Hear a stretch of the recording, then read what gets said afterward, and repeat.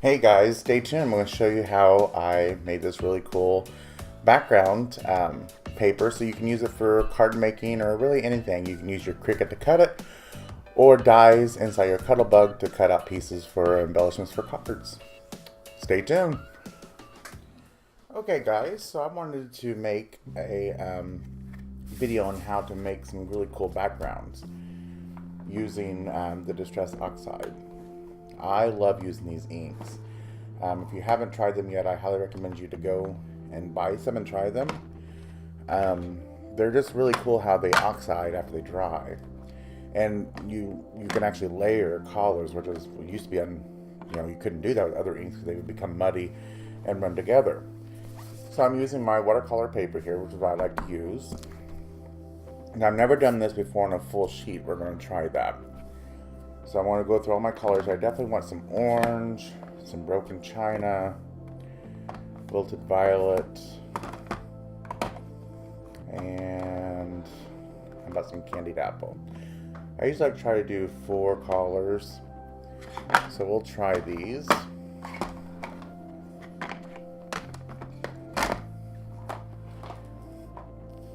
I also have a water bottle here to help wet. You'll see why. And then you need like a hair dryer, a fan, or I'm going to use my heat tool here to dry between the layers. So what I like to do is I'm going to just do one color at a time technique and show you guys. So this is a craft mat here. It's a Teflon sheet.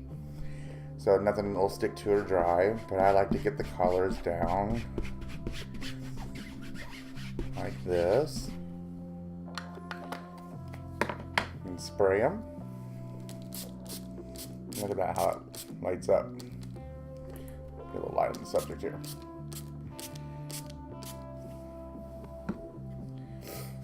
I like to use the side that's porous, not the smooth side of watercolor paper. And we'll just lay it down.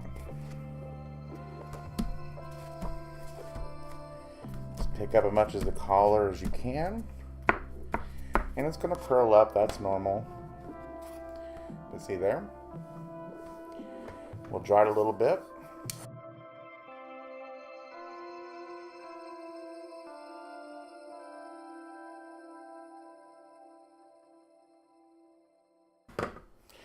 Alright.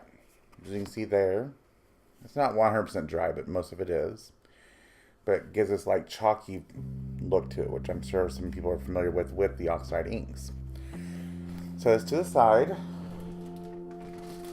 As most know, I like to use baby wipes. So they really are a crafter's best friend. They're great for cleaning your Cricut mats, cleaning up after all this, and they're really relatively cheap. So they last for so long, so that's what's really nice about it. Alright. You always want to make sure you get all the original color up, or each color before you lay down another one. You don't want to contaminate your ink pads. Alright. So let's do the broken china next.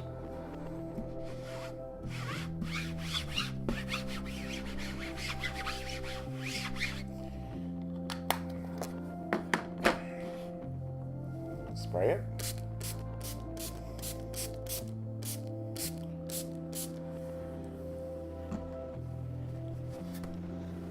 And we'll take our paper and lay it back over again.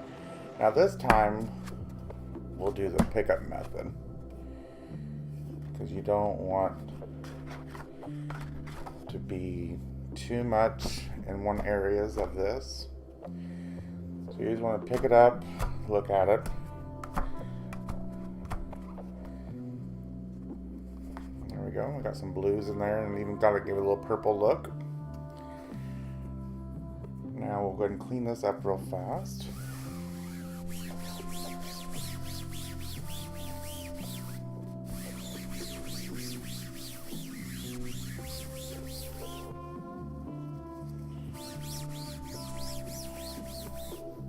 Okay, we'll dry this sheet.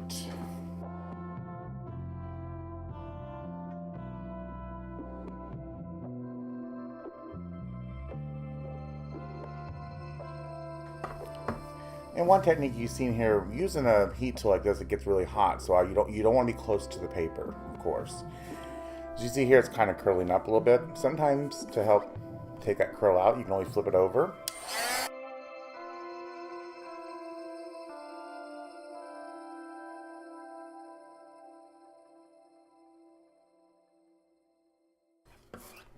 That helps make it lay down a little flatter. Don't get 100% of the curls out, because watercolor paper is going to naturally crinkle like this whenever you get it wet. But that doesn't matter, because what I like to use this type of technique for is backgrounds for my stamps or for cards. And you're always going to be, gluing that down or, taping it down, so the wrinkles are going to come out anyhow. So let's go with a little bit of the wilted violet, which I really like this purple. Okay.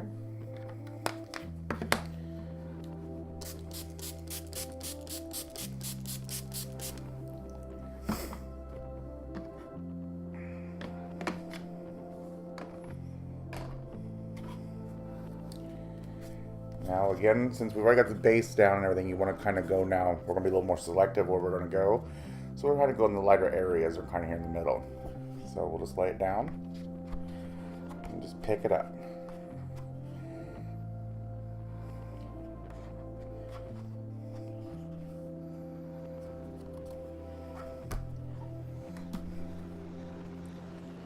There we go. You don't want to go too much too, because you can muddy this too, even though it's oxide ink, you can also muddy it. So you want to be very quick what you choose, which I think this is really cool. So now we'll dry this layer.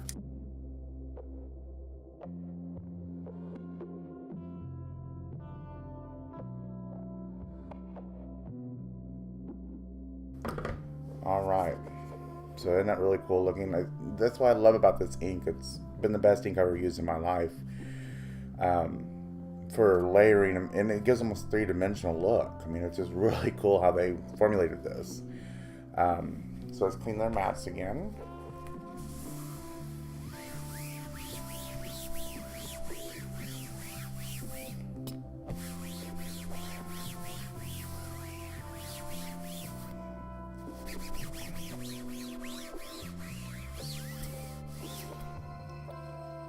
Alright, and our final one, we're just going to do a little bit of the orange. Don't want to go too much, like I said.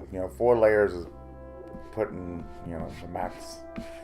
So we're not going to go as a big spot here. And we'll moist it. And we'll kind of go selective here.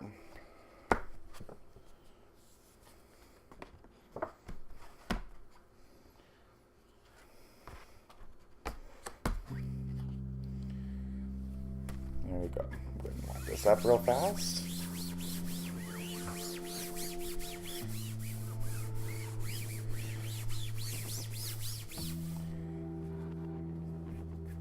And then we'll bring this over here and dry it.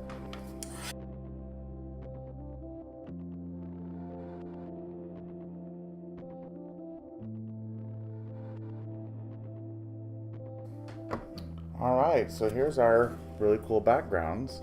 And see, what's really cool about these is you almost get like a turquoise in there, which we didn't even have that color. We used the carved pumpkin, wilted violet, broken china, and candied apple. And this is what we come up with. And what I love about this, like I said, now I'll use this in either my Cricut machine to cut, using my Cricut machine to cut pieces of this, or I'll use my Cuttlebug, and I have rectangle dies or round dies, and I can use this to add embellishments to my card. So it's just a really creative way to make up even more of a personal touch to your cards. So thank you guys for watching, and if you guys like this video, please don't forget to give it a big thumbs up and share it across your social medias. And also check out my description. I'll put links to some of the supplies I used here today if I can find them, and there's also links to people I like to help support. And I'll see you guys in the next video. Thanks guys. Bye.